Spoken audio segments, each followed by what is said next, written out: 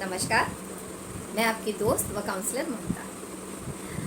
आज हम बात करेंगे महिला भ्रूण हत्या के विषय में।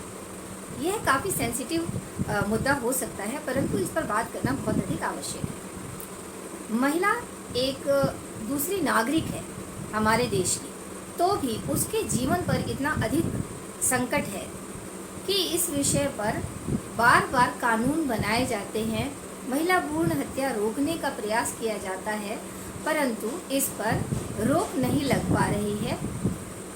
जनगणना के आधार पर भी ये पाया गया है कि पुरुषों की अपेक्षा में महिलाओं की संख्या बहुत कम है और इसके विषय पे सरकार द्वारा लगातार प्रयास किए जा रहे हैं, परंतु फिर भी ये कारगर क्यों नहीं होता।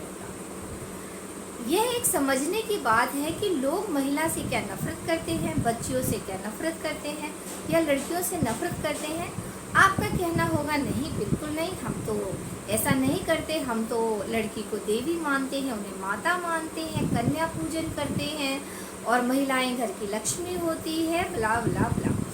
उनको आपने बहुत सारे संविधान में और मौलिक अधिकार और पता नहीं क्या क्या दे दिया है और फिल्मों में उनको दिखाया जाता है कि महिलाएं अब वीरांगना बन चुकी हैं, उनकी हर जगह पहुंच हो चुकी है, उनको अब समानता का अधिकार मिल चुका है, ऐसा महसूस होता है। परंतु इसके बावजूद भी महिला के जन्म को क्यों रोका जा रहा है, भ्रूण में ही उसकी हत्या क्यों कर दी जा रही है, गर्भ में ही उसकी हत्या क्यों कर दी जा रही है, इस पर हमने काफ़ी गहन चर्चा की है और पाया कि सबसे भारी मुद्दा, सबसे बड़ा मुद्दा जो है, जो कि महिला भ्रूण को जन्म नहीं लेने देता है, वो है भविष्य की चिंता। जी हाँ, बिल्कुल, भविष्य की चिंता। आप कहेंगे कि इसका कारण दहेज है, दहेज है कारण, परंतु वह दूसरा कारण है, क्योंकि यह न केवल गरीबों में बल्कि जो लोग अमीर मानते हैं अपने आप को या फिर आर्थिक रूप से काफ़ी अमीर हैं, वो भी केवल एक लड़का पाने के लिए काफ़ी बार प्रयास करते हैं और यदि लड़का नहीं होता, बार इस संबंध में कोशिश करते रहते हैं और यदि लड़की भ्रूण होती है तो उसको मार देते हैं, क्योंकि उनको अपने वंश का वंशज चाहिए होता है। जो उन्होंने अकूत संपत्ति धन इकट्ठा किया है, उसके वारिस के लिए वो उसको पैदा करना चाहते हैं। क्योंकि हमारे देश में जो एक विवाह प्रथा है, जो कि काफ़ी अच्छी प्रथा है, परंतु उसके कारण लड़कियां अपना परिवार छोड़ के दूसरे परिवार में चली जाती हैं और वो वहाँ की एक तरह से सदस्य हो जाती हैं। मायके में उनका मेहमान नवाजी होता है, उन्हें एज लाइक मेहमान रखा जाता है, क्योंकि यहाँ पर उनको कोई भी अधिकार प्राप्त नहीं है। कानूनी रूप से अधिकार प्राप्त है, हाँ जी बिल्कुल, कानूनी रूप से उनको अधिकार प्राप्त है। उनको अपने पिता की संपत्ति में, उनकी ज़मीन में, उनकी जायदाद में उनको हक दिया गया है, उनको वारिस घोषित किया गया है, परंतु समाज में उनको पराया धन के रूप में माना जाता है और इसलिए उनको एक वारिस नहीं देखा जाता और मान लिया जाता है कि भाई जब शादी हो जाएगी तब तो ये चली जाएगी, तो हमें हमारे बुढ़ापे में कौन देखेगा।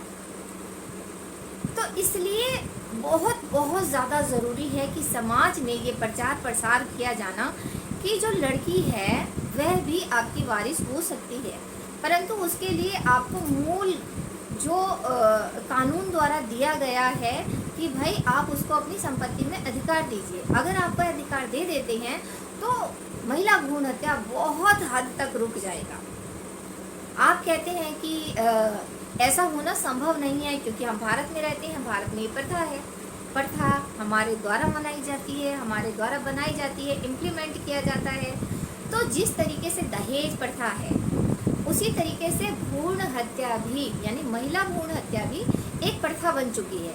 अभी लोगों को शर्म नहीं आती है, वो दबे जवान में या फिर कई बार आपसी एक परिवार के अंदर बैठ के इस विषय पे चर्चा करते हैं कि भाई कम से कम एक लड़का तो होना ही चाहिए, जबकि लड़का लड़की पैदा होना हमारे हाथ में ही नहीं है, वह ईश्वरीय शक्ति है या प्रकृति द्वारा है, उसमें हमारा जोर नहीं है।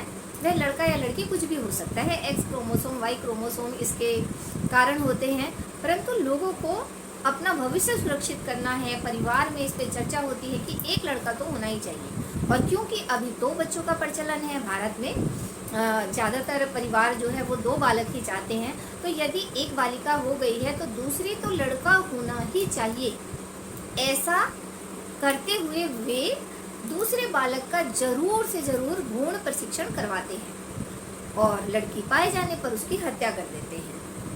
यह कानूनी रूप से मान्यता प्राप्त नहीं है, परंतु हर ऐसी जगह पर जहाँ पर भी पैसों की सुलभता है कर दिया जाता है। तो इसको रोकने का क्या उपाय है? इसके रोकने के लिए हमें क्या करना चाहिए? इसके रोकने के लिए आपको ज़्यादा कुछ करने की आवश्यकता नहीं है। केवल अपना हम जो दिमाग है, केवल जो हमारी सोच है, उसमें बदलाव लाने की ज़रूरत है। तो किस तरीके का बदलाव आप चाहते हैं? हमसे केवल उन माता पिता की बात नहीं कर रहे हैं कि जिनके पास सिर्फ बेटियां हैं, उनकी भी बात कर रहे हैं जिनके पास बेटे हैं।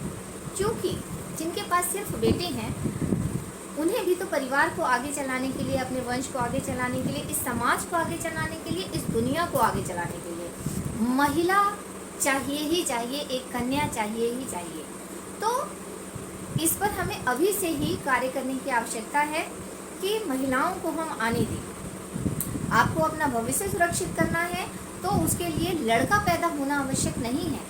उसके लिए केवल कानून में जो धाराएं दी गई हैं, जिसके तहत महिला को यह अधिकार दिया गया है कि वह भी अपने पिता और माता की वारिस है, उसको वह अधिकार दे दीजिए। अपने आप ही महिला भ्रूण हत्या बंद हो जाएगी और आपने जो भी अपनी बालिका या बालक पैदा किया है वो ही आपका वारिस वंशज बनेगा और आपके भविष्य को सुरक्षित करेगा। और दहेज जैसे लोभियों से भी आप अपने बच्चों को बचा पाएंगे, क्योंकि आपने उनको अधिकार दे दिया है। यदि उनके साथ कोई पीड़ा, कोई प्रताड़ना होती है तो हक के साथ वो आपके साथ रह सकती हैं, आपको आजीवन सुख दे सकती हैं, आपके भविष्य को, अपने भविष्य को सुरक्षित बना सकती हैं।